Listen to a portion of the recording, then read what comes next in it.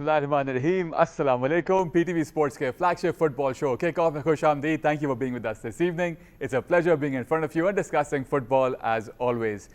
Premier League पहुंच चुकी है अपने business end पे and इस weekend पे कांटे के मुकाबले हुए, especially the one between Manchester City and Arsenal at the Etihad. And अब ये मुकाबला और बहुत मज़े का हो गया है. सिर्फ 5 मैचेस रहते हैं. बड़ा कांटे का मुकाबला चल रहा है between Arsenal and City. Arsenal ने ये मैच जो है अपना हारा और थोड़ा बहुत मोमेंटम जो है अब सिटी की तरफ उन्होंने कर दिया है. लेकिन लेट्स सी अब अगले 5 गेम्स में क्या होता है. साथ साथ तमाम टीमें चाह रही हैं जिन्होंने अच्छा परफॉर्म किया इस थ्रू आउट द सीजन कि वो एटलीस्ट टॉप 5 टॉप 6 में फिनिश करें for the place in the Champions league. On the other and अगर हम बात करते हैं रेलिगेशन की, टॉटनहम हॉटस्पर एक दफ़ा फिर इस वीकेंड पर भी नहीं जीत सका. काफ़ी लोग ये भी कहेंगे दे वर अनलकी. 95th मिनट में वो गोल कंसीड करते हैं, मैच ड्रॉ होता है versus Brighton. So they will be staying alive and fighting for the next 5 matches. और याद रहे वो पूरे जब से 2026 शुरू हुआ है वो शायद एक मैच भी नहीं जीत पाए. क्या वो कर सकेंगे या नहीं, टाइम विल टेल. उसके अलावा अगर हम बात करते हैं बुंदेसलीगा की, बायर्न म्यूनिख ने एक और रिकॉर्ड जो है अपने नाम कर लिया है. 4 मैचेस पहले ही ना तो सिर्फ उन्होंने लीग रैप अप कर दिया, they have scored the most number of goals scored ever in the Bundesliga. So congratulations to them and Vincent Kompany. And और बहुत सारी खबरें हैं. अगर हम बात करते हैं मर्सीसाइड डार्बी की तो वहाँ पे लिवरपूल विनिंग, मोहम्मद साला scoring for the very first time by a Liverpool player at the new stadium as well, and all that and much more. Let's get the show on the road with our usual suspects. On my left, the ever smiling, the ever happy Usman Malik. How are you, sir? All well? ठीक ठाक? All good, Altamash. बिल्कुल बहुत सारी चीज़ें तय हो गई हैं. मेरी नज़र में मैं समझता हूँ कि टॉप 5 वाली जो बैटल है उसके अंदर भी 7 पॉइंट्स का गैप आ गया है लिवरपूल और चेल्सी के बीच में. लगता यही है कि यही 5 टीमें जो हैं वो सिक्योर करेंगी. दूसरी तरफ रेलिगेशन बैटल के अंदर भी डेफिनेटली जो मैचेस हुए हैं, जैसे आपने स्पर्स की बात की, जीता हुआ मैच था और आई थिंक बहुत अनजस्ट ही कह सकते हैं कि सिचुएशन थी बिल्कुल टुवर्ड्स द वेरी एंड. वहाँ पे ये हुआ. नॉटिंघम फॉरेस्ट ट्रेल कर रहा था और उसके बाद दे केम फ्रॉम बिहाइंड और 3-1 की बर्तरी उनको हासिल हुई. तो उन्होंने भी अब जो है 3 से 4 पॉइंट्स की लीड जो है वो ले लिए अगेंस्ट स्पर्स. और आज रात का मैच बहुत इंपॉर्टेंट है, the London derby, West Ham and crystal palace. अगर वेस्ट हैम जीता है तो बिल्कुल बहुत मुश्किल हो जाएगा स्पर्स के लिए. बिल्कुल बहुत मुश्किल हो जाएगा. और फिर जो आखिरी के 5 मैचेस रह गए स्पर्स के लिए वो they have to win every match, otherwise it's gonna be very difficult for them. और इतना बड़ा स्टेडियम हम चैंपियनशिप में देखेंगे. दूसरा हम स्पेन पे जाते हैं तो रियल सोसेदाद ने जो है बड़ा सरप्राइज़ किया. एथलेटिको मैड्रिड को जो है वो 2-2 था, फिर पेनल्टीज़ पे हराया और कोई एक्सपेक्ट नहीं कर रहा था. इतने अच्छे रिजल्ट के बाद बारसा को बाहर किया उन्होंने चैंपियंस लीग से, और यहाँ पे भी उन्होंने बारसा को बाहर किया. और उसके बाद जो है towards the very and final के अंदर जो है वो दे कुडंट फिनिश. जो एक फिनिशिंग लाइन है वहाँ से उन्होंने क्रॉस नहीं किया. बायर्न म्यूनिख जो है वो एज यूजुअल हमें पता है कि वो ऑलमोस्ट जीत ही गए, बल्कि जीत ही गए. उनको जीत ही गए बिल्कुल जीत गए. तो ये सूरत हाल है फुटबॉल की. इस पर ज़रूर तफसील से बात होगी. बिल्कुल जी. दूसरे मेहमान हमारे अब्दुल लतीफ़ दादा boy, very on time these days, माशाल्लाह. कैसे हैं आप? ठीक हैं? All well, thank you for having me. It's always a pleasure being here. Only thing different about you today is कि आपकी शर्ट और शूज मैच नहीं कर रहे. मैंने बोला चलें कोई बात नहीं, ट्राउजर के साथ मैच कर लेते हैं shoes. I'll start off with the Real Sociedad Atletico Madrid game. Fantastic advertisement for the Basque province, I would say, because 7 में से जो 11 प्लेयर्स थे रियल सोसिएदाद के, वो उनकी एकेडमी के थे. और उसमें से 6 प्लेयर्स ऐसे थे जो उसी सेम प्रोविंस के थे. तो बड़ा एक लिमिटेड पूल है. Atletico Bilbao on the other hand, उसके तो 11 आउट ऑफ 11 प्लेयर्स उन्हीं के अपने प्रोविंस के होते हैं. यहाँ पे एटलीस्ट थोड़ा बहुत मार्जिन होते हैं. लेकिन ये जो विक्ट्री थी फैंस के लिए बहुत ज़्यादा मायने रखती थी, बिकॉज ये उनका एक चौथा कप था. पिछला जो कप वो जीते थे वो 2020 का जो कोपा डेल रे था, लेकिन वो उस वक्त फैंस स्टेडियम में नहीं थे, वो सेलिब्रेट नहीं कर सके थे. तो ये मतलब 40 साल में आप समझे पहली दफ़ा हुआ है कि फैंस के साथ रियल सोसिएदाद ने ट्रॉफी सेलिब्रेट की. और वो जो सीन्स थे वो बहुत ही मोमेंटस थे. बड़ा मतलब सबने खुल के एंजॉय किया. It was really nice to see that. On the other hand Bayern Munich की अगर हम बात करें, पिछले 14 सालों में से 13 दफ़ा बायर्न म्यूनिख टाइटल जीत चुका है. तो अब उस लीग के बारे में मैं क्या ही जिक्र करूं. 34th टाइटल है उनका. लेकिन अभी भी Juventus and Real Madrid have one more league titles than Bayern Munich. मुझे लगता है 1 आध साल के अंदर वो भी शायद ओवरटेक कर लेगा बायर्न म्यूनिख. उसके अलावा मैस्करानो की अगर मैं बात करूं, लियोनेल मेसी एंड MLS की, he has resigned from his position as coach of Inter Miami. और उन्होंने ये रीज़न ये दिया है 2 महीने शुरू हो चुके थे लीग के, और उसके बाद कहते हैं कि I achieve everything that I wanted that there was, मतलब I did not buy that excuse at all. I am sure एक फॉलिंग आउट हुई है उनकी, या मेसी के साथ, या डेविड बेकहम के साथ, या किसी न किसी के साथ, बिकॉज बीच सीजन में इस तरीके से छोड़ के जाना, और खासतौर पर जब आपने पिछला सीजन जिताया वो टाइटल MLS का इंटर मियामी को, तो वो एक सरप्राइजिंग बात थी। लेकिन अल्बा भी चले गए, बुस्केट भी चले गए। मैं तो ये कंफ्यूज हो गया हूं कि ज्यादा क्लोजली क्या देखते हैं, MLS या रोशन सऊदी लीग? MLS की मैं समझता हूँ ये न्यूज़ काफ़ी बड़ी थी कि इंटर मियामी का जो कोच ने रिजाइन किया, बिकॉज उनकी पुरानी एसोसिएशन थी मेसी के साथ। बात है। एक्चुअली उस्मान सऊदी लीग ज़्यादा देखते हैं, आप MLS ज़्यादा देखते हैं। I think quite the opposite. जो बात आपने कर दी है, लेकिन फुटबॉल में जो मिल जाए देख लेते हैं, क्या करें। सही बात है। हमारे एक और दोस्त हैं, शायद वो भी वापस आ जाएं, वो बेलारूसियन लीग बड़ी क्लोजली देखा करते थे। चलें जी आगे बढ़ते हैं। Let's talk about the main match of this weekend, that was city playing versus Arsenal at the Etihad Stadium. इस मैच के हाइलाइट्स देखते हैं, सिटी वर्सेस आर्सेनल, एंड फिर इस मैच को डिस्कस करते हैं। मास्टर वर्सेस द अप्रेंटिस, जो हमने आखिरी विजुअल देखा इस मैच का, Arteta and Pep giving a hug to each other, what a match end to end, and उसके साथ साथ बड़ा रिजल्ट फॉर सिटी। 2-1 के स्कोर लाइन से वो जीतते हैं। Sharki and Holland scoring for man city. यहाँ पे जो है डोनारुमा की एक मिस्टेक भी होती है इस मैच के अंदर, और उसके बाद Arsenal hit the woodwork 2 times as well. लेकिन आर्सेनल अब 4 कंसेक्यूटिव मैचेस जो है वो हार चुका है, और पेप की एक बड़ी खास बात है कि जब वो एक इस towards the end of the season, जहाँ पे all points are mattering and they are playing for the title, 8 matches में when they played against a team above them in the top of the table, 7 में से वो 8 matches जीते हैं। तो ये आपकी उनको मेंटालिटी बताती है किस तरह से जो है वो ये अपनी टैक्टिकल बैटल जीतते हैं और अपनी टीम को वो उठाते हैं। और जिस तरह से सिटी ने कम बैक किया है इस सीजन के सेकंड हाफ के अंदर, एंड 2-1 के स्कोर लाइन से हराते हैं आर्सेनल को। Looking tough times ahead for Arsenal, they will have to win all their matches now. City will also have to win their matches, they could finish on the same points, goal difference में इस वक्त Arsenal आ गए, but overall कैसे देखते हैं इस match को? एक 37 और 36 है, game of fine margin I would say. Arsenal का ये सोचा जा रहा था कि जब वो जैसा उन्होंने कैराबाओ कप में परफॉर्म किया था, उस माइंडसेट के साथ नहीं आएंगे, और ऐसे ही था। लेकिन बड़ी अजीब सी बात है कि पिछले सीज़न उन्होंने टाइटल लूज़ किया लिवरपूल से, और वो एक स्ट्राइकर उनके पास नहीं था, और जो इनका मेन स्ट्राइकर था योकेरेस, उसको बिठाया हुआ था। ये एक चीज़ समझ नहीं आई। बट अगर हम बात करें मैच की, वही वाली बात है कि कोई अंदाज़ा नहीं लगा सकता था कि तकरीबन कोई 11 या 12 पॉइंट्स की लीड थी आर्सेनल की, अगर हम 2 या 3 महीने पीछे देखें।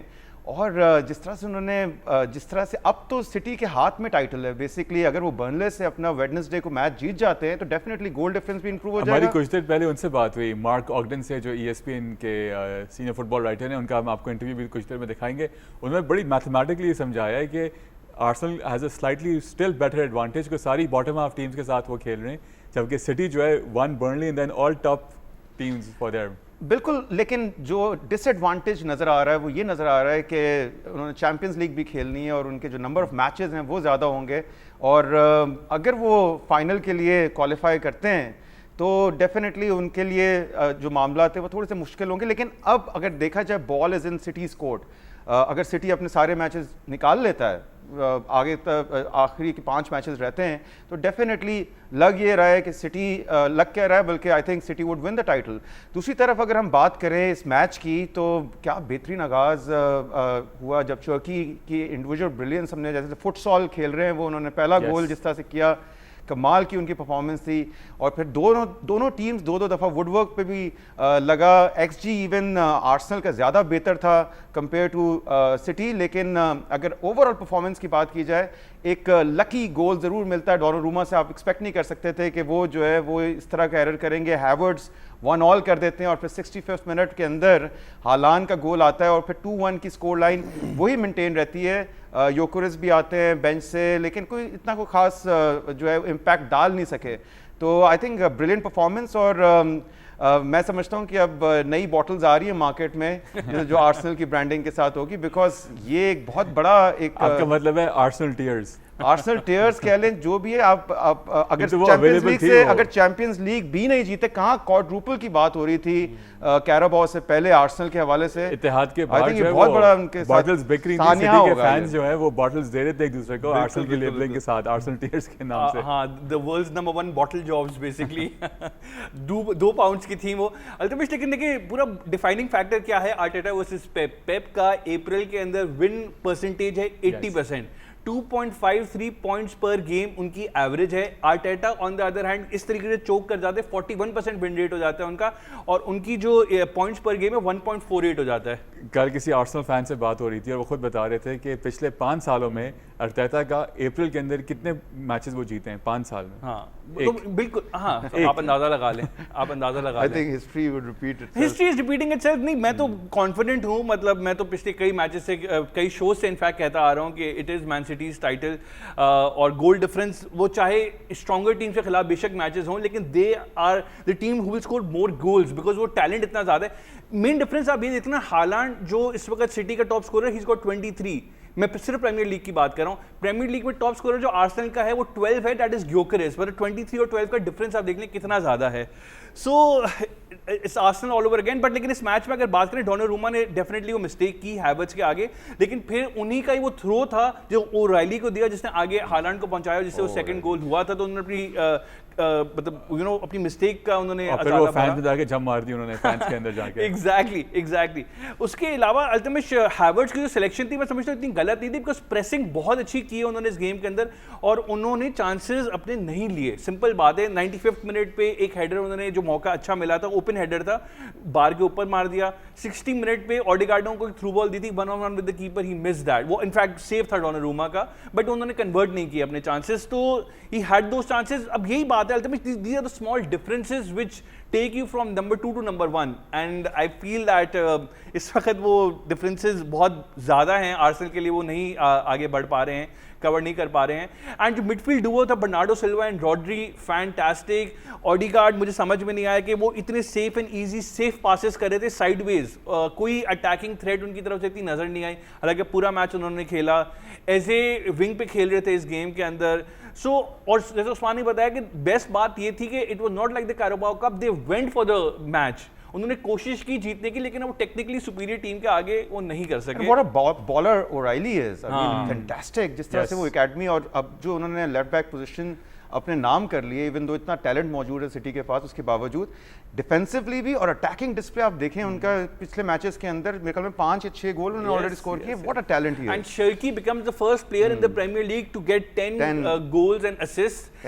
14 उनकी असिस्ट हैं, 10 गोल इनके हो गए। और वो जो गोल था ultimate, it was absolute genius because he was two footed, and Arsenal के प्लेयर को 4 डिफेंडर्स को बीट किया और वो गोल स्कोर किया। देखिए यही डिफरेंस है टाइटल विनिंग टीम का और नंबर 2 टीम का, कि जो एक्सपेक्टेड वाले प्लेयर्स हैं। 5 मैचेस बाकी हैं, एंड जिस तरह से पेप एंड अर्थेटा ने क्या कहा इस मैच के बाद, जरा उस पर नजर डालते हैं, we will discuss that as well. दोनों मैनेजर्स तकरीबन एक ही बात करते हैं। पेप कहते हैं कि वीव गॉट होप, उनकी body language, and on the flip side what we heard Arteta saying that everything is to play for. Quick comment in दोनों की बॉडी लैंग्वेज, उन्होंने जवाब दिए हैं प्रेस कॉन्फ्रेंस के अंदर, क्या कैसे देखते हैं आप? पेप का एक्सपीरियंस है वो वाकई, हमने पिछले सीजन्स में देखा है, एक पॉइंट से लिवरपूल को उन्होंने जो है बीट किया, और जो एक्सपीरियंस है अब यही आर्टेटा का अगर आप देखें तो ये प्लेयर्स के अंदर भी कॉन्फिडेंस की कमी डेफिनेटली होगी इस रिजल्ट के बाद। उनका खुद भी वो बोल तो रहे प्रेस कॉन्फ्रेंस में, लेकिन उनको खुद भी अंदाज़ा होगा ये कितना ज़्यादा डैमेजिंग हो चुका है। अब देखें, मैं फिर वही बात है, it's City title to lose. तो अब अगर हो सकता है कि इसके अंदर कोई हमें रिजल्ट चेंज नज़र आ जाए, लेकिन ये जो हार है ख़ास तौर पे 2-1, आई थिंक ये उनके लिए बहुत एक confidence psychological damage absolutely. Ultimately देखिए सारी बात ये है कि आर्टेटा ने अभी तक इत्तेहाद पे एक भी विक्ट्री नहीं उनके टेन्योर में, ना ही एनफील्ड के ऊपर है। तो आप जब तक अपने डायरेक्ट राइवल्स को नहीं हराओगे ना, टाइटल जीतना आपके लिए काफी मुश्किल होता है। और एक वो टीम है जिसने इस सीजन इन सबको अवे जाके हराया है। वो कौन सी है? वो ट्रिविया है, आप दोनों के लिए ब्रेक के बाद बताएंगे आपको। आप हमारे साथ रहिए, हम कम आएंगे और डिस्कस करेंगे United beating Chelsea and Liverpool winning the Merseyside derby, Bayern Munich winning their 34th title. Lots more on kickoff. Stay with us right here.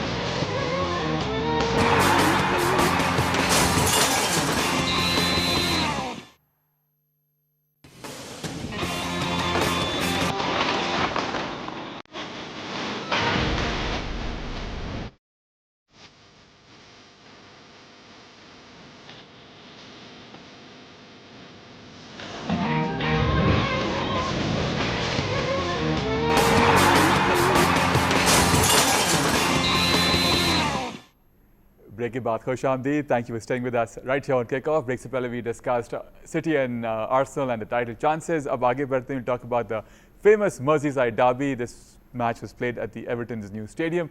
यहाँ पे जो है लिवरपूल शिकस्त देता है एवर्टन को 2-1 की स्कोर लाइन से.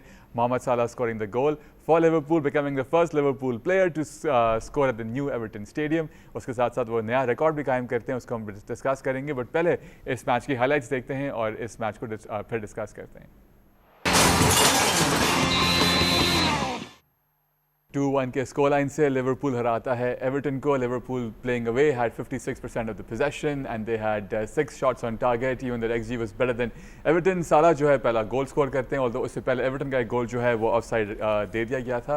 और अब साला के 9 गोल्स हो चुके हैं इस डार्बी के अंदर. He is tied with Gerrard, record for him. And उसके साथ साथ Salah now has 83 away goals in his Premier League tenure so far, the 5th highest for any player in the English Premier League. जी उस्मान. जी बिल्कुल, दोनों veteran players कह लें आप, ये दोनों जो है एक्सपीरियंस जो लिवरपूल के इतने अरसे से लेजेंड्स जो हैं साला और वैन डाइक हमें स्कोर शीट पे नज़र आए. और कोडी गैक्पो जो है आज लुइस डियाज बने हुए थे, जो जिस तरह की उनकी परफॉर्मेंस थी लेफ्ट हैंड साइड से. And that pass to Salah, beautiful pass. I think that was an amazing assist. Isak की बात करूँगा. ईसाक ने मैच स्टार्ट किया और बहुत ही सबड्यूड रहे. सिर्फ 4 टचेस थे उनके पूरे फर्स्ट हाफ के अंदर. बिल्कुल नज़र नहीं आए वो. उनको फिर उसके बाद डेफिनेटली सब्स्टिट्यूट किया. लेकिन साला ने पहला गोल स्कोर किया. उसके बाद बेटो ने जो है वो इक्वलाइज़र था और लग ये रहा था कि ये मैच ड्रॉ की तरफ जा रहा है. ये पहली विक्ट्री है लिवरपूल की एवर्टन के नए स्टेडियम के अंदर. और मैं समझता हूँ आखिरी मर्सीसाइड डार्बी है साला के लिए. और देखा जाए तो इस मैच के अंदर वर्ड्स और साला बहुत अच्छी परफॉर्मेंस थी ओवरऑल. जो है इनके 64 टचेस थे वर्ड्स के. जिस तरह से वो बना रहे थे नंबर 10 पोजीशन से जो स्प्रेड कर रहे थे, उससे मैं समझता हूँ काफ़ी एक थ्रेट क्रिएट की. लेकिन ओवरऑल लग ये रहा था कि ये शायद ड्रॉ की तरफ जा रहा है. और टूवर्ड्स द वेरी एंड जो एक्सपीरियंस काम आया और आप अंदाज़ा लगाएं कि जो एक्स्ट्रा टाइम था वो 90+10 पे ये गोल आया. तो बिल्कुल जो है फिनिशिंग लाइन पे जो है ये गोल किया. और ये बहुत इंपॉर्टेंट गोल था. ये जीतना बहुत ज़रूरी था. इससे 7 पॉइंट्स की लीड आ गई है लिवरपूल के पास. अगर नहीं होता तो फिर डेफिनेटली वो एक सिलसिला ऐसा रहता कि 5 पॉइंट्स होते तो डेफिनेटली चेल्सी का जो है वो हम रिजल्ट्स तो अच्छे नहीं हैं उनके, लेकिन फिर भी एक चीज़ रहती. लेकिन अब नज़र ये आ रहा है कि 5 मैचेस हैं. अगर 2 मैचेस लिवरपूल हार भी जाता है और एक ड्रॉ कर जाता है तो उस सूरत में भी उनका जो है चांस है कि वो जो है क्वालिफाई कर जाएंगे यूरोप के लिए. बिल्कुल ठीक. Ji Latif. Altamish, this was the 6th occasion जहां पे इंजरी टाइम के अंदर लिवरपूल ने गोल स्कोर किया अगेंस्ट एवर्टन. मतलब that's a phenomenal stat. Origi का गोल एक बड़ा वो तो यादगार. बिल्कुल. एंड साला, आई एम सो हैप्पी कि भाई डार्बी के अंदर same number of goals as Steven Gerrard, 9 goals. बड़ी बात है. और ये जो 2 प्लेयर्स जिनको ऊपर थोड़ा क्रिटिसाइज किया जा रहा था लिवरपूल में रीसेंट फॉर्म की वजह से, Salah and van Dijk, those 2 players you know delivering on the big occasion. ये देखें बड़ी बात है. एंड पीएसजी वाले मैच में मेरा यही कहना था कि शायद आपने टैक्टिक्स की बेसिस के ऊपर साला को नहीं खिलाया था. लेकिन साला एक वो प्लेयर है कि चलो आम मैचेस में उसका फॉर्म नहीं चल रहा, लेकिन जब बड़ी ओकेजन आती है ना, बड़ा स्टेज होता है, वो उस टाइप के प्लेयर्स जो ग्रेट प्लेयर्स होते हैं वो परफॉर्म करते हैं. तो आई एम ग्लैड कि साला को ये मैच खेला और वो उन्होंने स्कोर भी किया. एवर्टन का एंडाई का हमने देखा कि वो गोल रूल आउट हो गया बिकॉज ऑफ ऑफसाइड. उसका हमने बेटो का गोल देखा, वो भी काफ़ी अच्छा गोल था. एंड बेटो के अब पिछले 6 मैचेस के अंदर 6 गोल्स एंड असिस्ट हो गए हैं. तो उनका भी काफ़ी अच्छा फॉर्म इस वक्त चल रहा है.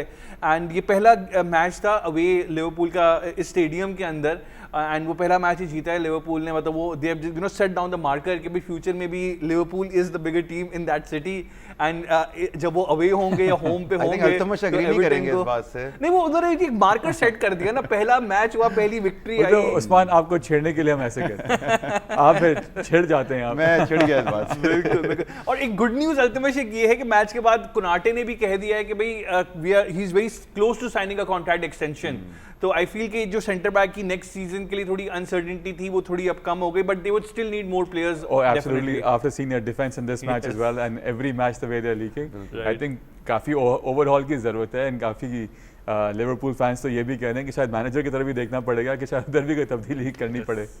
बिल्कुल, आई थिंक अब ये एक थोड़ी सी डिबेट है कि चैंपियंस लीग इतना बुरे सीजन के बावजूद अगर वो यूरोप के लिए क्वालिफाई करते हैं तो क्या उनको चांस देना चाहिए, लेकिन जो इस सीजन की परफॉर्मेंस और स्पेंडिंग रही है उसके बाद बहुत डाउट्स हैं फैंस में, स्पेशली ये है। और कहा यह जा रहा है लोन्जो को लाना चाहिए, बट देखते हैं क्या एफएसजी क्या फैसला करती है। बिल्कुल सही बात है, लेकिन एक यंग मैनेजर जो स्ट्रेंथ टू स्ट्रेंथ जा रहे हैं फॉर मैनचेस्टर यूनाइटेड, लग ही नहीं रहा कि ये वही टीम है, अपने आप को कंसोलिडेट करते जा रही है थर्ड पोजीशन पे, जिन्होंने इस वीकेंड पे going away to London playing against Chelsea at Stamford Bridge 1-0 से ये मैच जीतते हैं। एंड इस तरह मैच के भी हाइलाइट्स देख लेते हैं, चेल्सी वर्सेज मैनचेस्टर यूनाइटेड। कहते हैं commentator for the first time, United beating Chelsea at Stamford Bridge since 2020। इस मैच के अंदर अगर नंबर्स की बात करते हैं तो Chelsea was ahead of United with by most metrics. Possession की बात करते हैं, United only had 41% possession, the XG was way less compared to Chelsea 0.29 and just one shot on target वो कन्वर्ट करते हैं Cunha, but hats off to this performance and of course Bruno Fernandes is well, जिनकी अब 18 assist हो चुकी हैं overall. And जिस तरह से उन्होंने इस मैच में भी परफॉर्मेंस दी है, playing away at Stamford Bridge and getting points, and अब तक ऑप्टा का जो सुपर कंप्यूटर है वो भी 98.4% दे रहा है to United for to qualify for the Champions League. I think it's already pretty much done. 10 points की लीड है चेल्सी से, बहुत बड़ा मार्जिन है। और मैं समझता बड़ी अच्छी परफॉर्मेंस रही है कैरेक की, इन अ वे इतना कम XG 0.29 और कहाँ 1.57। अगर ओवरऑल देखा जाए टोटल शॉट्स 20, दूसरी तरफ यूनाइटेड के 21 shots for Chelsea, 21 shots for Chelsea. और फिर यूनाइटेड की performance I think smash and grab वाली एक विक्ट्री थी, 1-0, 3 पॉइंट्स हासिल हुए हैं। कैरेक का रिकॉर्ड हम जो है वो 2 मैचेस हारे ज़रूर हैं, 2 ड्रॉ भी किए हैं, लेकिन ओवरऑल उनकी विन परसेंटेज और जिस तरह से उन्होंने क्लब को एक सहारा दिया, दैट इज़ फिनोमिनल। प्लेयर्स ने रिस्पॉन्ड किया है, खास तौर पर डिफेंसिवली बहुत बेहतर परफॉर्मेंस दी है। और अभी यही बात हो रही थी, बड़ी टीम्स भी नहीं है, जी बड़ी teams Liverpool, city, Arsenal and Chelsea, अगर आप देखें उनको सबको जाके हराया है। और छोटी टीम से दो मैं छोटी तो नहीं कहूँगा, लीड्स को आप देखें, लीड्स 3-0 से जीता है वुल्व्स से। उस पर रहना कि बड़ी टीमों को अवे जाके हराया है, उसको अवे जाके हराया, बिल्कुल आप सही कह रहे हैं। दूसरी तरफ चेल्सी 4 कंसेक्यूटिव मैचेस हार गया। आई थिंक एंजो मेरेस्का देख के पता नहीं शायद हंस रहे होंगे कि ये क्या किया है, बहुत ही गलत डिसीजन मैं समझता हूँ। दूसरी तरफ यूनाइटेड का जो डिसीजन था मैनेजर चेंज करने का, वो सही साबित हो गया, चेल्सी का गलत साबित हो गया। इस मैच के अंदर भी डिलैप का पहले गोल जो है वो ओवरटर्न हुआ ऑफसाइड की वजह से। मौके काफ़ी मिले चेल्सी को, मौका था कि वो आई थिंक इसको ओवरकम कर देते, लेकिन एक ही दफ़ा में ब्रूनो का बेहतरीन जो क्रॉस और फिर कुनिया का जो फिनिश था वो एक डिसाइडर था। आई think it's done and dusted for United के वो प्रीटी मच आई थिंक 99% मुझे लगता है कि वो यूरोप और थर्ड पोजीशन को भी वो उन्होंने जो है ना वो थर्ड पोजीशन पे भी सीमेंट कर लिया उन्होंने। बिल्कुल सही जी लतीफ। बिल्कुल Altamish, extremely poor performance. This was United की अगर बात करें तो second clean sheet in 22 games. I think ये चेल्सी के लिए ऊपर ही बैडली रिफ्लेक्ट कर रहा है। थर्ड कंसेक्यूटिव ये गेम हो गई जहाँ पे they have failed to score a single goal. और जो ऑब्वियसली जो फॉर्म चल रहा है वो तो पिछली 7 गेम में सिर्फ एक विक्ट्री है, वो भी पोर्ट वेल के अगेंस्ट, तो उस विक्ट्री का हम क्या ही बात करें, टेरिबल फॉर्म है। इस गेम में जितने स्टैट्स थे वो सब चेल्सी की फेवर में थे, लेकिन मैं समझता हूँ कि जो रियल स्टैट जो होता है गोल वाला वो भी एम्प्टी था, 0 था। दे हैड मोर शॉट्स, 3 बार उन्होंने बार को हिट किया चेल्सी ने, लेकिन माजरावी और हेवन की जो सेंटर बैक की पार्टनरशिप थी उसको एक्सप्लॉइट नहीं कर सके Chelsea. And that too was a makeshift partnership of this match. Because Harry Maguire भी suspended थे, Lisandro Martinez suspended, so it just didn't work out and things are looking really gloomy. लेकिन मैं सिर्फ एक Chelsea fans को एक hope देना चाहूँगा कि अगर एस्टन विला टॉप 5 के अंदर फिनिश करता है और यूरोपा लीग जीत जाता है तो नंबर 6 की जो पोजीशन है that will also play in the champion league. तो ये अभी भी एक होप है चेल्सी फैंस के लिए, लेकिन लीग फॉर्म में तो मैं इमेजिन ही नहीं कर सकता हूँ कि चेल्सी टॉप 5 को कोई ट्रबल करे। And You're talking like a Pakistani cricket fan. लेकिन अगर बारिश हो गई लेकिन चेल्सी से बिल्कुल। जो नीचे टीम्स हैं उनमें काफी कम पॉइंट्स का गैप है। और दूसरी चीज है, एक ही अच्छी बात है चेल्सी, काइसेडो ने 2033 तक जो है कॉन्ट्रैक्ट एक्सटेंशन कर ली है, बाकी कोई अच्छी न्यूज नहीं वो है। एक्चुअली एक्सटेंशन इसलिए साइन हुआ बिकॉज ही नीडेड पे राइज, वो पे राइज के चक्कर में साल ऐड करने पड़े, अदरवाइज तो ऑब्वियसली इतने लंबा कॉन्ट्रैक्ट पहले से ही मौजूद है। बिल्कुल सही। चलें जी, हम जाएंगे छोटी सी ब्रेक की जाने। ब्रेक से आगे we have to discuss Spurs and will they or will they not remain in the English Premier League. Will discuss Bayern Munich as well, and हमें मार्क ऑक्टन ऑफ ESPN वो भी join करेंगे to give his analysis of the overall weekend action. Stay with us right here on kick of.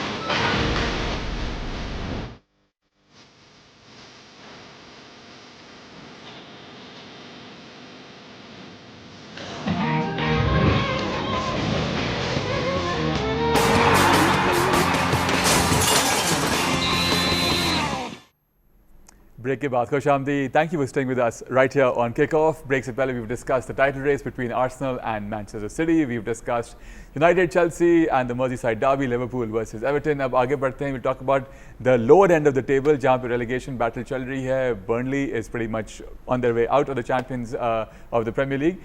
Coventry जो है वो promote हो चुका है, उस पर भी हम बात करेंगे. Coventry with Frank Lampard, और सुनने में तो ये भी आ रहा है कि चेल्सी फैंस चाह रहे हैं कि फिर से लैम्पार्ड आ जाएं, बट दैट फॉर लेटर. अब हम डिस्कस करेंगे स्पर्स वर्सेस ब्राइटन. डे ज़र्बी का ये पहली मैच था स्पर्स के साथ, and he was playing his farmer club जिनके साथ उन्होंने काफ़ी फतूहात हासिल की, जिनकी वजह से उनका नाम बना ब्राइटन. ये मैच जो है 2-2 गोल से बराबर रहता है. काफ़ी इंटरेस्टिंग मैच था ये, एंड टू एंड जिस तरह से गोल्स हुए इसके अंदर. इस मैच की हाईलाइट्स देखते हैं और फिर स्पर्स और उनका जो एक फॉर्म चल रहा है 2026 का, एंड क्या वो रहेंगे प्रीमियर लीग में नहीं, ये सब डिस्कस करेंगे इन विजुअल्स के बाद.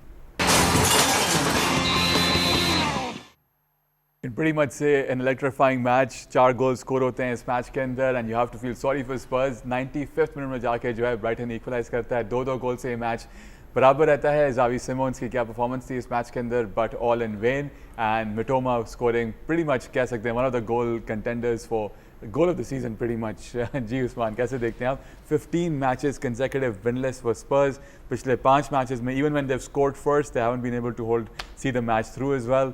डे ज़र्बी भी वो द न्यू मैनेजर बाउंस नहीं ला सके. कैसे देखते हैं आप? द रियल चावी सिमन्स टर्न्ड अप, और डे ज़र्बी ने उनको जो है लेफ्ट हैंड साइड, उनकी ट्रेडिशनल जो पोजीशन है नंबर 10, वहाँ पे वो नहीं उन्होंने स्टार्ट लिया, उन्होंने लेफ्ट पे स्टार्ट कर. क्या बेहतरीन परफॉर्मेंस. इससे पहले जो है एक मौका उन्होंने वुडवर्क भी हिट किया, और फिर उसके बाद वैंडरवेन का एक चांस था. तो बहुत मौके मिले. आई थिंक जो अगर देखा जाए जो स्पर्स की परफॉर्मेंस थी, जिस तरह से वो हाई प्रेस और बेहतरीन फुटबॉल जो हमें नज़र आई है, वो पहली दफ़ा स्पर्स को वाकई ऐसे लग रहा था कि डिज़ाबी का जो फिलॉसफी है वो वहाँ पे इंस्टिल होती हुई नज़र आ रही है. और यही हुआ कि स्पर्स ने पहले लीड ली. पेड्रो पोरो वो पहला गोल हेडर से करते हैं, उसके बाद न्यूमरस चांसेस क्रिएट होते हैं, और मिटोमो और रूटर दोनों बेंच से आते हैं, स्टार्ट नहीं करते ब्राइटन के साथ. और I think they are very lucky that way. Mitoma का गोल आता है, और फिर उसके बाद टूवर्ड्स द वेरी एंड जब चावी सिमन्स ने 74th मिनट पे दूसरा गोल स्कोर किया, तो ऐसे लग रहा था जैसे वर्ल्ड कप जीत गए. उन्होंने शर्ट उतारी और ये समझा कि शायद ये मैच उनके पास है. आई थिंक येलो कार्ड भी उनको मिला. पॉइंट ये पॉइंट है कि पहले कभी इतनी जल्दी सेलिब्रेट नहीं करना चाहिए. तो उसके बाद 16 मिनट थे, और आई थिंक स्पर्स या तो बिल्कुल टूवर्ड्स द वेरी एंड ये करता, towards the very and router का गोल आता है और 2-2 हो जाता है. और ये बहुत मैं समझता हूँ 2 पॉइंट्स जो मिस किए हैं स्पर्स के जो रेलिगेशन बैटल है उससे बहुत बड़ा एक तो मार्जिन क्रिएट हो गया है. और अब it's gonna be really tough. आज का मैच जरूर बताएगा कि क्या आगे सिलसिला चलता है, लेकिन अगर आज वेस्ट हैम जीतती है, क्रिस्टल पैलेस और West Ham, and right now it's between West Ham and crystal palace. 4 points की लीड हो जाएगी वेस्ट हैम की अगर वो जीत जाते हैं अपना मैच. तो अल्टीमेटली 3 गेम्स मैंने आइडेंटिफाई की हुई टॉटनहम की which can still save their season. It is against Wolves, it is against Leeds, और आखिरी गेम जो होगी उनकी एवर्टन अगेंस्ट लीड्स. नहीं लीड्स बिकॉज वो 39 पॉइंट्स के ऊपर है. तो मैं समझता हूँ शायद वो कंप्लेसेंट हो जाएं कि भाई हम तो अब सेव हो ही गए, तो टॉटनहम का मौका है लीड्स को हराने का। तो ये 3 मैचेस फंडामेंटल हैं जीतने, अगर कोई चांस है रेलेगेशन से बचने का। अदरवाइज मैं समझता हूँ ऑप्टा सुपर कंप्यूटर तो उनको 58% चांस दे रहा है कि वो इस प्रीमियर लीग से बाहर निकलेंगे and they will go down in the championship. नजर डालते हैं बाकी रिजल्ट्स जो थे इस वीकेंड के, if you can have a look on our screens कि क्या रिजल्ट्स रहे। ब्रेंटफोर्ड फुलम का मैच बराबर रहता है, but it's for the very first time in many years कि Fulham did not have a single shot on target. उसके साथ लीड्स हराता है वुल्व्स को 3-0। एंड यहाँ थोड़ा सा मैं डिसएग्री करता हूँ लतीफ़ से, क्योंकि लीड्स बहुत मोमेंटम लेके चल रहा है इस वक्त, तो बहुत मुश्किल होगी स्पर्स के लिए। न्यूकासल अपने होम पे हारता है बोर्डमथ, एंड बोर्डमथ के लिए ब्रेकिंग न्यूज़ अभी अभी सामने आई है कि मार्को रोज ने इनको ज्वाइन कर लिया है 3 साल के लिए, क्योंकि अर्डियोलो जो हैं वो क्लब छोड़ के जा रहे हैं। स्पर्स एंड ब्राइटन जो हैं 2-2 गोल से बराबर मैच रहता है, वो हमने डिस्कस किया। चेल्सी का मैच हम डिस्कस कर चुके हैं। Aston Villa Sunderland, fantastic match, Aston Villa is winning, 4-3 के स्कोर लाइन से वो जीतते हैं। वो teams are safe, in fact Aston Villa तो इस वक्त टॉप हाफ में मौजूद है, टॉप हाफ की भी टॉप हाफ में। एंड एवर्टन हारता है होम पे, फॉरेस्ट 4-1 से हराता है बर्नली को before they were trailing, and city जो है 2-1 के स्कोर लाइन से हराता है आर्सेनल को। सो प्रीटी मच ये तो हो चुका है। आज का बड़ा इंटरेस्टिंग मैच होगा, रात का जो होगा between West Ham and crystal palace. वो डिटर्मिन करेगा कि स्पर्स कितनी मुश्किलात में हैं, या क्या वेस्ट हैम तैयारी कर रहे हैं पकड़ने की and going down into the championship. और जितना हम स्पर्स के स्टेडियम की बात करें, जो वेस्ट हैम का स्टेडियम है वो भी बहुत बड़ा लंदन स्टेडियम है, and obviously they wouldn't want कि वो भी जो है चैम्पियनशिप में खेलें, but that is that. And if we can now have a look at the celebrations of Bayern Munich, जिस तरह से उन्होंने अपना एक और टाइटल अपने नाम किया। पिछले 14 सालों में 13 times they won. This time more special, Vincent Kompany winning with his squad and of course Harry Kane. And जिस तरह से उन्होंने गोल स्कोर किए, सब डिस्कस करते हैं, जरा सेलिब्रेशंस देख लेते हैं। कहते हैं डेरेक रे the commentator, Vincent company electric. जब ये बर्नली से यहाँ पे आए थे, किसी ने इनको चांस नहीं दिया था, इंक्लूडिंग आवरसेल्व्स। सब यही क्वेश्चन कर रहे थे कि इनकी वो पेडिग्री नहीं है कि बायर्न जैसे क्लब, ऑल्दो वो बुंदेसलीगा के अंदर हैं, कि वो जो है इस क्लब के साथ इतनी अच्छी फतवात ले सकेंगे। एंड इवन वो कर भी लें तो it's Germany, it's the Bundesliga, जहाँ हर वक्त बायर्न जीतता है। बट वी डिड सी कि Bayern was thrown of the tracks 2 years ago when Leverkusen won the title, but इन्होंने अपने आप को प्रूव किया है। जिस तरह से ये टीम चल रही है, जिस तरह से इवन चैम्पियंस लीग में they are pretty much one of the favourites to win that is well. जो इनकी फ्रंट 3 है, Harry Kane, David Luiz and साथ साथ ओलीसे, जिस तरह से वो परफॉर्म कर रहे हैं overall all over the park, जिनकी परफॉर्मेंसेज हैं अमेजिंग सीन्स। जी बिल्कुल। लुइस डियाज 26 गोल 17 असिस्ट, ओलीस के भी नंबर्स बड़े बेहतरीन हैं, और केन तो 55 की तादाद पे पहुंच गए हैं ओवरऑल जो उन्होंने गोल स्कोर किए हैं। पीछे उपामेकानो जो है उनको बड़ा क्रिटिसाइज़ किया जाता था, वो जिस तरह इस सीज़न उभरे हैं, probably the best defender in European top 5 leagues. Midfield की बात करें, पेव्लोविच और फिर Kimmich, men's performance I think हर जगह से आप देखें जो टॉप प्लेयर्स, मूसियाला की लतीफ़ ने जो पिछला रेफरेंस दिया था, इट्स ट्रू कि वो कितना ज़बरदस्त टैलेंट है, वो बेंच पे ज़्यादातर हमें नज़र आए। गिनेब्री हमें ज़्यादा नज़र आए, कोई आगे front 3 I think the best front 3 in terms of scoring goals, और पहली दफ़ा ऐसा हुआ है कि 100। और दूसरी चीज़ है कि 100+ गोल्स किए हैं। विंसेंट कंपनी तीसरे या चौथी चॉइस थे बायर्न म्यूनिख के, और 5वीं छठी थे, बल्कि 5वीं छठी थे, और सब ने इनकार कर दिया बायर्न म्यूनिख जैसे क्लब को। और फिर यही एक मौका था जिस पे डेफिनेटली पेप ने एडवाइस किया और उन्होंने एक चांस लिया, और कोई यकीन ही नहीं कर रहा था, क्योंकि रेलीगेशन चैंपियनशिप ज़्यादा खेली है। प्रीमियर लीग के अंदर भी जो टीम बर्नले के साथ जो उनकी परफॉर्मेंस थी वो इतनी बेहतरीन नहीं थी, तो इन्होंने जिस तरीके की मैनेजमेंट की है, I think hats off to him. बिल्कुल जी थी। लेकिन नंबर ऑफ गोल स्कोर्ड का तो रिकॉर्ड ऑलरेडी तोड़ चुका है बायर्न म्यूनिख लीग के अंदर इस सीज़न। जो ऑल टाइम पॉइंट्स टैली है उसको इक्वलाइज कर सकते हैं, उसको इतनी शानदार परफॉर्मेंस के बाद भी नहीं तोड़ पाएंगे। ऑब्वियसली मतलब बुंडेसलीगा में 14 में से 13 सीजन बायर्न म्यूनिख जीता है, ट्रॉफी इतना मैटर नहीं करती, मेन बात यह है बिकॉज हर साल जीतता है बायर्न म्यूनिख, उसमें क्या बात करूं, जो स्टाइल ऑफ प्ले है ना वो बहुत एंटरटेनिंग है उसको, और वो हो रहा है नजर आ रहा है हमें चैंपियंस लीग के अंदर कि जहां पे बड़ी टीमों को बायर्न म्यूनिख कांटे का मुकाबला दे रही है और मतलब सारे न्यूट्रल्स को भी विन ओवर कर रही है अपने स्टाइल ऑफ प्ले से। तो I think that is an achievement Vincent company can show for himself. Absolutely. और अब से कुछ देर पहले हमारी बात हुई ESPN FC के सीनियर फुटबॉल राइटर मार्क ऑगडन से, उनसे हमने पूरे वीकेंड का जितना एक्शन हुआ उन पे एनालिसिस लिया, and Vincent Kompany as well. Let's listen in to what he had to say. Good afternoon, Mark. Hope you've been keeping well. Thank you for making time for us as always. Yeah, no problem. Been a busy weekend, busy time of the season. Absolutely, some good games as well. So starting off with, of course, the game at the Etihad, City versus Arsenal, and Arsenal not being able to get all those 3 points. How much more difficult do you think they've made it for themselves? And do you still see Arsenal as contenders for the title? Well, obviously, Arsenal would have loved to have come out of the Etihad with their advantage still in place. I mean, they've still got a 3 point lead and a slightly better goal difference, but that will be wiped out if Man City win at Burnley on Wednesday. But I was at the game yesterday, and I must admit, I came away thinking that there's still a little bit of life in this title race. And I've done a column for ESPN today, and I've kind of studied the running, and I think Arsenal have got an easy running. I think if it comes down to goal difference, which it could do, they've got 5 games left, all 5 against teams at the bottom half of the table. Whereas Man City have got 5 games after Burnley, 5 games left, 4 teams in the top 10. So both sides could win all 5 games. I think that's possible. But I think in terms of scoring goals, and they are very, very close right now in terms of goal difference, I think Arsenal have got more possibilities to score goals. And I think it could all come down to which team scores the most goals against Burnley, because they both have to play Burnley. They've got the worst defensive record in the league. I think City could easily score 4 or 5 at Burnley on Wednesday, but Arsenal have played Burnley in their last home game of the season. So it's definitely still all to play for. It's just a case of Arsenal believing in themselves. And Yeah. they have shown it this season that they can put goals past the teams like Tottenham. I think, put 9 past Leeds in 2 games. So to answer your question, yeah, I think there's still life in this title race. I don't think it's a foregone conclusion that Man City win it.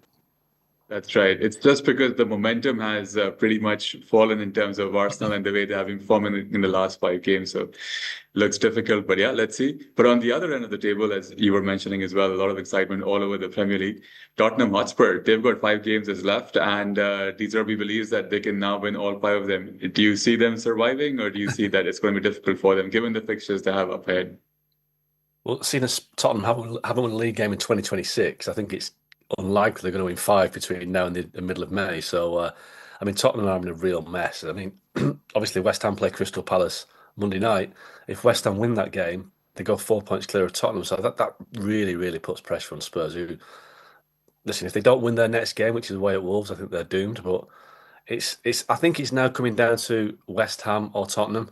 And again, it all depends what happens at Crystal Palace tonight. But I think, Spurs showed at the weekend against Brighton. They've got something there. They've got better under De Zerbi, but they've left it too late. I mean, I think the appointment of Igor Tudor for those 5 or 6 games he was in charge, that will cost them a place in the Premier League. That was a stupid, crazy decision by the club. Had they gone for De Zerbi then, or something, or a coach of a similar status, I think they'd be okay. But they just left it too late. That's right.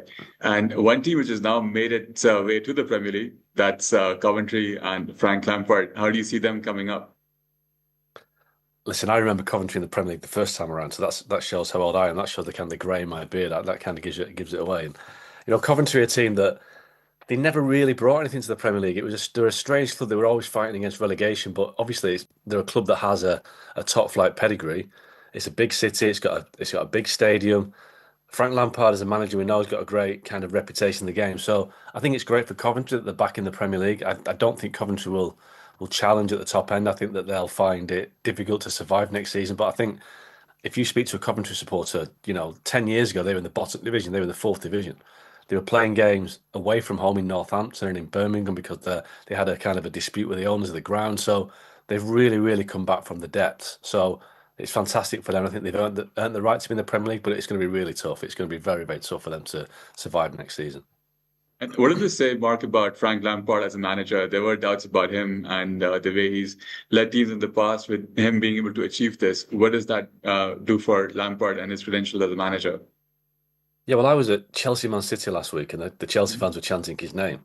And I think that shows you how he's still held in high esteem at Chelsea. And I think he's had 2 spells at Chelsea. And I think on both occasions, he was in charge at a difficult time. It was almost like an unwinnable time for him. He couldn't really succeed because the first time there was a transfer embargo. The second time he was kind of a caretaker manager.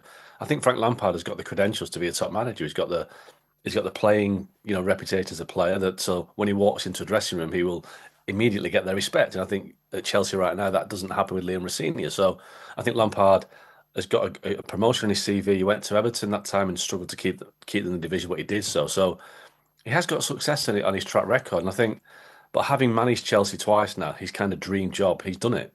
He's not going to go to West Ham because he's not popular there. They don't like Chelsea players at Tottenham, so I don't quite know what his next big move is. So I think Coventry might be a place where he can settle down, develop his team, maybe try to keep them in the Premier League next year. So I think Lampard is a top manager. I think the next step for Lampard could be the England job, but it has to do well at Coventry next season to keep them in the Premier League. But as I said earlier, I think that's going to be tough.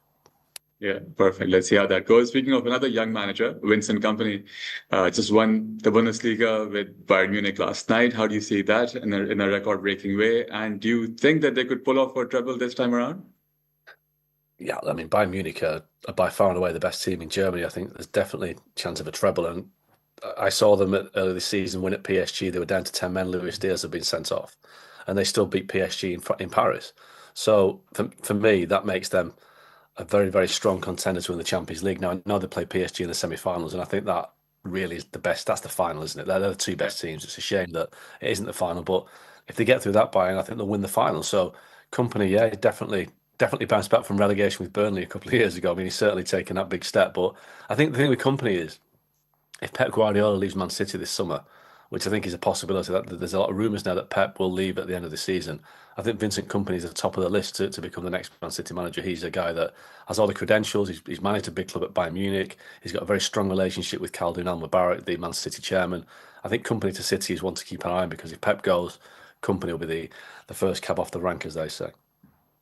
That's a pretty big thing, Mark. That's an eye-opener for us as well, seeing Kompany at City next season if Pep Guardiola goes. Let's see if that happens. But thank you so much. Thank you so much for your time, as always, and look forward to having you in our next shows. No problem. ये थे ESPN FC के Mark Ogden, and if that actually happens, then you can say that ये breaking news आपको इस show पे मिली थी कि Vincent Kompany जो है अगले season नजर आएंगे आपको with Manchester City. जी उस्मान. जी बिल्कुल, सिटी के लेजेंड रहे हैं, कैप्टन रहे हैं, और जो सिटी का एक नया एरा था उसके अंदर उनकी जो कंट्रीब्यूशन है वो तो, और उन्होंने फिर साबित करके दिखाया बायर्न म्यूनिख के साथ, इवन चैंपियंस लीग के अंदर उनके परफॉर्मेंसेस।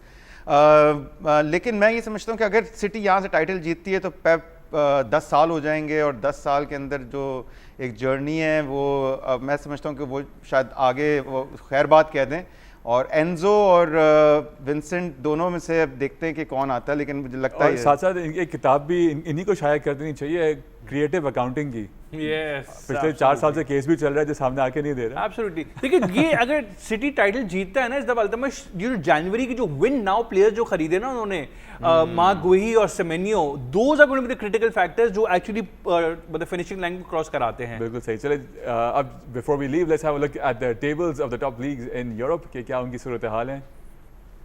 आर्सेनल जो है टॉप पर है, लेकिन on very shaky ground. City still has a game in hand and all to play for. City 6 matches, Arsenal 5. They need to win all. A slip by them and it's curtains for them. It's United in third, sharing points with Aston Villa. If you can look at the bottom half of the table, वहाँ पे जो है Wolves are bye-bye pretty much, and so is Burnley. लेकिन Spurs will be fighting to stay alive, along with West Ham United जो आज रात को खेलेगी versus London rivals Crystal Palace, who are sitting very comfortably in the 13th place right now. La Liga में Barca and Real Madrid, pretty much league is over here as well. 8 point का gap है and there are 9 point का फ़र्क है दोनों में, and there are still 7 matches left to play. Bundesliga में obviously Bayern Munich की हम celebrations भी देख चुके हैं, so it's curtains there, and काफ़ी फ़र्क between Dortmund and Leipzig as well. So yeah, nothing much to discuss here. And in the Serie A, इधर भी Inter Milan जीत चुका है all pretty much, and अब ये देखना है कि AC, Napoli and Juventus के बीच में कौन positions करते हैं, और Napoli got booed by their own fans this weekend when they lost their match. And Liga in France, PSG and Lens बहुत नज़दीक हैं. In fact, PSG शायद कल हारा भी है, लास्ट मैंने 2-0 तो उनको डाउन देखा था. तो yes, let's see what happens here. Quite interesting times in the Liga and especially in the Premier League as well. And that's our show for this evening. Thank you for being with us. Usman, आपका बहुत शुक्रिया. कौन जीत रहा है, West Ham या Crystal Palace? चूंकि West Ham आपकी team है, I'll go for West Ham. Thank you, Usman, for supporting me. Thank you. जी Latif. West Ham ultimate 4 points की लीड कर लेगा अपनी इस मैच के बाद. You really want to see Spurs going down, don't you? मैंने 3 मैचेस आइडेंटिफाई कर दी जहां मुझे लग रहा है कि चांस है होगा स्पर्स का. बिल्कुल ठीक है. आपका सबका बहुत शुक्रिया किक ऑफ की टीम की जानिब से. अपना बड़ा ख्याल रखिए. इंशाल्लाह आपसे मुलाकात होगी on Friday. Till then, take care, good night and Allah Hafiz.